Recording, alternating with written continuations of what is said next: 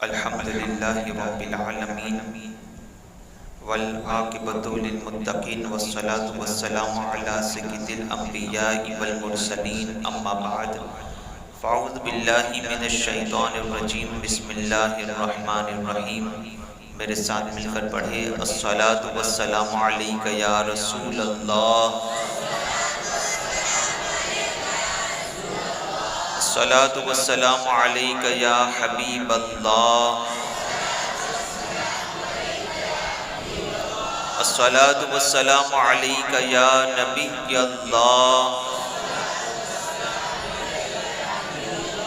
الصلاة والسلام علیک یا نور اللہ، صلی اللہ تعالی علیہ وسلم۔ غوث اعظم بمن بے سر و سامہ مدد، قبلہ دی مدد، کعبہ ایماں مدد۔ سرکار غوث پاک رضی اللہ تعالیٰ عنہ کی بارگاہ میں عقیدت کا نذرانہ پیش کرتے ہوئے ایک شاعر کہتا ہے کہ سنتے ہو بے کسوں کی فریاد غوث اعظم، سنتے ہو بے کسوں کی فریاد غوث اعظم،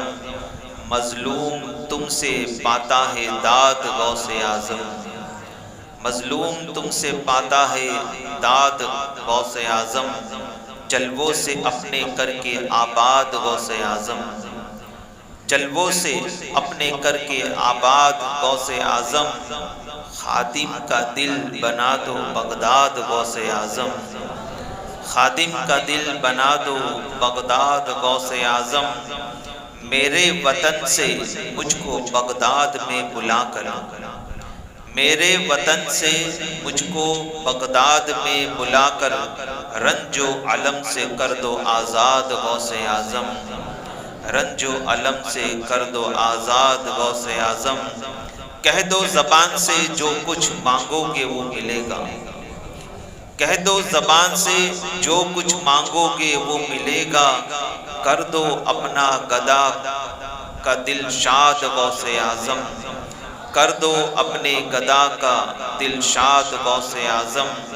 للہ اب خبر لو قدموں سے دور رہ کر، للہ اب خبر لو قدموں سے دور رہ کر، قاسم کی زندگی ہے برباد غوث اعظم،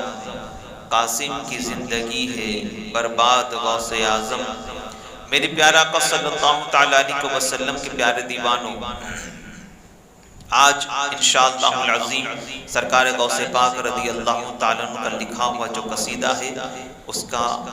آگے والا شعر انشاءاللہ ہم سماعت کریں گے، اس کا ترجمہ اور شارح نے جو تشریح کی ہے انشاءاللہ اس کو بھی سماعت کریں گے۔ سرکار غوث پاک رضی اللہ تعالیٰ عنہ فرماتے ہیں وَوَلَّانِي عَلَى الْأَقْطَابِ جَمْعًا، مجھے سارے اقطاب میں، مجھے سارے اولیاء میں اللہ رب العزت نے حاکم بنایا ہے، خدا نے مجھے تمام اولیاء کرام میں حاکم بنایا ہے، سب کا بادشاہ بنایا ہے، سارے اقطاب کا میں حاکم ہوں، تمام ولیوں کا میں حاکم ہوں، یعنی تمام ولیوں کا میں سردار ہوں، دنیا کے سارے کتب اور سارے ولی میری مانتے ہیں اور صرف میری سنتے ہیں اور میرا ادب کرتے ہیں، دنیا کے سارے ولی میری سنتے ہیں اور میرا ادب کرتے ہیں۔ پھر ارشاد فرماتے ہیں فَحُکْمِ نَافِذٌ فِي كُلِّ حَالٍ، فَحُکْمِ نَافِذٌ، اور میرا حکم نافذ ہو کر رہتا ہے، میرا حکم نافذ ہو کر رہتا ہے، فی کل حال، ہر حال میں میری بات ہو کر رہتی ہے، ہر حال میں میری بات ہو کر رہتی ہے، ایسا کبھی نہیں ہوا کہ میں نے کچھ مانگا ہو اور اللہ تعالیٰ نے ٹال دیا ہو، ایسا کبھی نہیں ہوا کہ میں نے کچھ مانگا ہو اور میرے رب نے ٹال دیا ہو۔ آپ غور کریں کہ ایک مرتبہ ایک شخص سرکار غوث پاک رضی اللہ تعالیٰ عنہ کی بارگاہ میں اولاد کی تمنا لے کر حاضر ہوا، عرض کرتا ہے کہ حضور آپ دعا فرما دیجئے اللہ تعالیٰ مجھے بیٹا عطا فرمائے۔ آپ دعا فرمائے اللہ تعالیٰ مجھے بیٹا عطا فرمائے۔ سرکار غوث پاک رضی اللہ تعالیٰ عنہ نے انہیں دعا دی کہ خدا تمہیں جلد سے جلد بیٹے کی نعمت سے نوازے گا۔ چند مہینوں کے بعد جب وہ اپنی اولاد کو لے کر غوث پاک کی بارگاہ میں آئے، عرض کرتے کہ حضور آپ کا شکریہ، اولاد تو ہوئی مگر آپ نے فرمایا تھا بیٹا ہوگا، یہ تو بیٹی ہوئی ہے۔ آپ نے فرمایا تھا بیٹا ہوگا، یہ تو بیٹی ہوئی ہے۔ حالانکہ وہ بیٹی کے ہونے پر غمگین نہیں تھے، وہ بیٹی کے ہونے پر غمگین نہیں تھے، بس بارگاہ غوثیت میں ناز برداری ہو رہی تھی، بارگاہ غوثیت میں ناز برداری ہو رہی تھی کہ آپ کا منگتا ہوں، اور آپ کی زبان سے نکلا ہوا ٹل کیسے گیا؟ آپ نے تو بیٹے کی دعا دی تھی۔ حالانکہ وہ بیٹی کے آنے پر ناراض نہیں تھے، جیسا آج کے زمانے میں ہوتا ہے کہ بیٹیاں پیدا ہوتی ہیں کہ تو ساس کا منہ چڑھ جاتا ہے۔ سب سے پہلے ہماری گھر کی عورت کا منہ چڑھتا ہے، ساس کا منہ چڑھ جاتا ہے، اور معاذ اللہ بیٹیوں کی پیدائش کو منحوس سمجھا جاتا ہے۔ حالانکہ اللہ کے رسول صلی اللہ تعالیٰ علیہ وسلم ارشاد فرماتے ہیں جس گھر میں بیٹی پیدا ہوتی ہے اس گھر میں خدا کی رحمتوں کا نزول ہوا کرتا ہے، اس گھر میں خدا کی رحمتوں کا نزول ہوا کرتا ہے۔ اور تاجدار کائنات علیہ الصلوۃ والتسلیم کے شہدائیوں، اللہ رب العزت حضرت موسیٰ علی نبینا وعلیہ الصلوۃ والتسلیم سے ارشاد فرماتا ہے، اے موسیٰ جب میں اپنے کسی بندے سے راضی ہوتا ہوں، جب میں اپنے کسی بندے سے خوش ہوتا ہوں، اس بندے کو بیٹی کی نعمت سے نوازتا ہوں۔ جب میں اپنے کسی بندے سے راضی ہوتا ہوں اس کو ایک بیٹی عطا کرتا ہوں، تو اگر بیٹی تمہارے گھر پر ہے تو سمجھ لو تمہارا رب تم سے راضی ہے۔ بیٹی کی نعمت تمہارے گھر پر ہے تو سمجھ لو تمہارا رب تم سے راضی ہے۔ پھر اللہ تعالیٰ ارشاد فرماتا ہے، اے موسیٰ یہ بھی سن لو اگر میں اپنے اس بندے سے اور زیادہ خوش ہوتا ہوں تو اسے 2 بیٹیاں عطا کرتا ہوں۔ اور اے موسیٰ یہ بھی سن لو اگر میں اپنے بندے سے بہت زیادہ خوش ہو جاتا ہوں تو اسے 3 بیٹیاں عطا کر دیتا ہوں،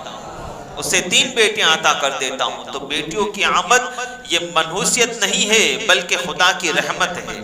خدا کی رحمت ہے۔ ایک مرتبہ مصطفیٰ جان رحمت صلی اللہ تعالیٰ علیہ وسلم صحابہ کرام کے ساتھ کہیں سے گزر رہے تھے، آدھی رات کا وقت تھا۔ مصطفیٰ جان رحمت صلی اللہ علیہ وسلم نے دور ایک مکان کو سرکار غور سے تک رہے تھے، دور ایک مکان کو غور سے دیکھ رہے تھے۔ صحابہ عرض کرتے ہیں فداک امی و ابی یا رسول اللہ صلی اللہ علیہ وسلم، ہمارے ماں باپ آپ پر قربان ہو سرکار، آخر اس دور مکان کو غور سے کیوں دیکھا جا رہا ہے؟ میرے سرکار صلی اللہ علیہ وسلم نے ارشاد فرمایا، اے میرے صحابہ جو میں دیکھ رہا ہوں وہ تم نہیں دیکھتے، جو میں دیکھ رہا ہوں وہ تم نہیں دیکھتے۔ عرض کرتے ہیں یا رسول اللہ آپ کیا دیکھ رہے ہیں؟ میرے سرکار نے ارشاد فرمایا دور جو وہ مکان نظر آ رہا ہے میں دیکھ رہا ہوں وہاں پر خدا کی چھما چھم رحمتیں برس رہی ہے، وہاں خدا کی چھما چھم رحمتیں برس رہی ہے۔ جاؤ صحابہ دیکھو اس گھر میں، شاید اس گھر میں بیٹی کی ولادت ہوئی ہوگی، شاید اس گھر میں بیٹی کی ولادت ہوئی ہوگی۔ صحابہ نے جب دیکھا چیک کیا تو واقعی میں اس گھر کی انقریب ابھی بیٹی کی ولادت ہوئی تھی۔ تو پتا چلا کہ بیٹی کی ولادت جو ہے، بیٹی کی پیدائش جو ہے وہ رحمت الہی کا سبب ہے، منحوسیت نہیں ہے۔ اور مصطفیٰ جان رحمت صلی اللہ علیہ وسلم ارشاد فرماتے ہیں کہ بیٹی کا باپ بننا اگر عیب ہوتا، بیٹی کا باپ ہونا اگر عیب ہوتا تو خدا محمد کو کبھی اپنی بیٹی کا باپ نہ بناتا، خدا کبھی محمد کو بیٹیوں کا باپ نہ بناتا۔ تاجدار کائنات علیہ الصلوۃ والتسلیم کے وہاں پر خود بیٹیاں پیدا ہوئی ہیں،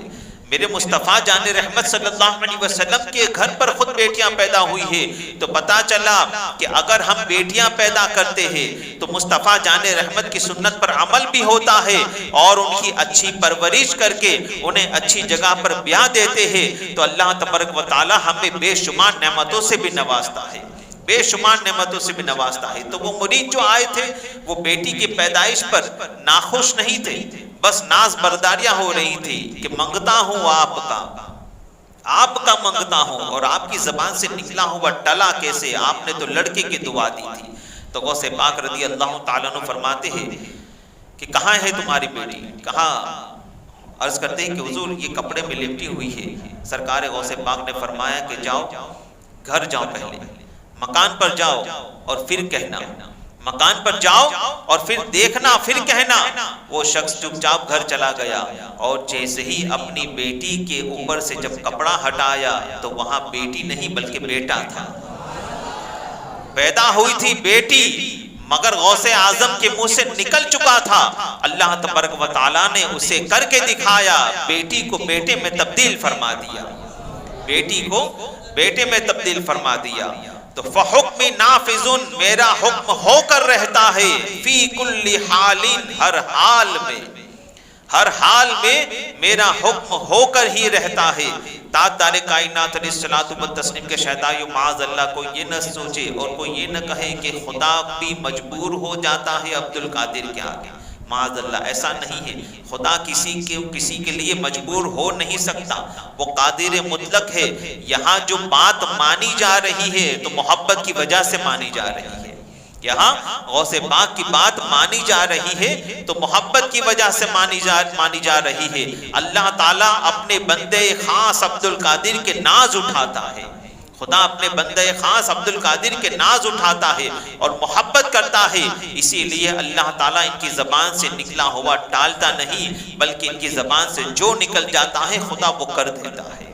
خدا وہ کر دیتا ہے۔ میری پیارے آقا علیہ الصلوۃ والتسلیم کے شہدائیوں، تو غوث پاک فرماتے میں جو کہتا ہوں وہ ہو کر رہتا ہے، میں جو کہتا ہوں وہ ہو کر رہتا ہے۔ آپ دیکھیں سرکار غوث پاک رضی اللہ تعالیٰ عنہ سے آپ کے مریدین نے پوچھا کہ حضور آپ اللہ کے ولی ہے یا آپ کو پتہ کب چلا؟ آپ اللہ کے ولی ہے یا آپ کو پتہ کب چلا؟ تو غوث پاک رضی اللہ تعالیٰ عنہ فرماتے ہیں 5 سال کی عمر تھی جب بغداد کے مدرسے میں پڑھنے کے لیے جاتا تھا، اور جب مدرسے میں داخل ہوتا تھا تو غیب سے آواز آتی تھی، غیب سے آواز آتی تھی، ہٹ جاؤ اللہ کے ولی کو بیٹھنے کے لیے جگہ دے دو، ہٹ جاؤ اللہ کے ولی کو بیٹھنے کے لیے جگہ دے دو۔ 40 سال کے بعد جب میری ملاقات حضرت خضر سے ہوئی تو حضرت خضر سے میں نے پوچھا وہ آواز کیسی تھی؟ تو حضرت خضر کہتے ہیں عبد القادر تمہیں مکتب میں مدرسے میں اللہ کے فرشتے چھوڑنے آیا کرتے تھے، اور جب تم مدرسے میں داخل ہوا کرتے تھے تو وہ فرشتے یہ ندا دیتے تھے ہٹ جاؤ اللہ کے ولی کو بیٹھنے کے لیے جگہ دے دو، ہٹ جاؤ اللہ کے ولی کو بیٹھنے کے لیے جگہ دے دو۔ خدا کے فضل سے ہم پر ہے سایہ غوث اعظم کا،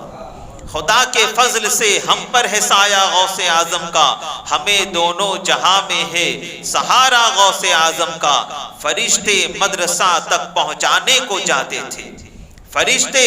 مدرسہ تک ساتھ پہنچانے کو جاتے تھے، یہ دربار الہی میں ہے رتبہ غوث اعظم کا، یہ دربار الہی میں ہے رتبہ غوث اعظم کا۔ وَوَلَّانِي عَلَى الْأَقْطَابِ جَمْعًا، صاف کہتا ہے وَوَلَّانِي، پہلا شعر جو میں نے پڑھا نا، وَوَلَّانِي عَلَى الْأَقْطَابِ جَمْعًا، مجھے سارے اقطاب میں خدا نے حاکم بنایا ہے۔ تو فرمایا وَوَلَّانِي عَلَى الْأَقْطَابِ جَمْعًا، صاف کہتا ہے کہ ہر ایک کتب ہے عالم میں چہلا غوث اعظم کا، ہر ایک کتب ہے عالم میں چہلا غوث اعظم کا۔ اور غوث پاک آگے قصیدے غوثیہ میں فرماتے ہیں وَلَوْ أَلْقَيْتِ سِرِّي فِي بِحَارٍ، وَلَوْ أَلْقَيْتُ سِرِّي فِي بِحَارٍ، اگر میں اپنا راز، اگر میں اپنا بھید، اپنی راز کی باتیں سمندروں پہ ڈال دوں، تو غوث پاک فرماتے ہیں لَصَارَ الْكُلُّ غَوْرًا فِي الزَّوَالِ، چند لمحوں میں سارے سمندر خشک ہو جائے اور اس کا نام و نشان بھی باقی نہ رہے۔ اگر میں اپنا راز سمندروں پہ ڈال دوں تو سارے کے سارے سمندر خشک یعنی سوکھ جائے اور ان کا نام و نشان تک باقی نہ رہے۔ یہ آپ کے جلال کا عالم ہے۔ آپ فرماتے ہیں میں اپنے سارے راز اگر سمندر پہ ڈال دوں، اب وہ کون سے راز کی بات ہو رہی ہے یہ رب جانے، غوث اعظم جانے، مگر آپ غور فرمائے کہ سرکار غوث پاک فرماتے ہیں اگر میں اپنے راز سمندر میں ڈال دوں، اگر میں اپنے راز سمندر میں ڈال دوں، سمندر پر بھی غوث اعظم کی حکومت ہے، سمندروں پر بھی غوث اعظم کی حکومت ہے۔ ایک مرتبہ بغداد شریف میں جب طوفان آنے لگا اور دریائے دجلہ کا پانی بغداد کے اندر داخل ہونے لگا، لوگوں نے شکایت کی کہ یا سرکار کرم فرما دیجئے، اگر یہ پانی بغداد کے اندر داخل ہو گیا تو طوفان آ جائے گا، بہت سارا نقصان بھی ہو جائے گا۔ سرکار غوث پاک رضی اللہ تعالیٰ عنہ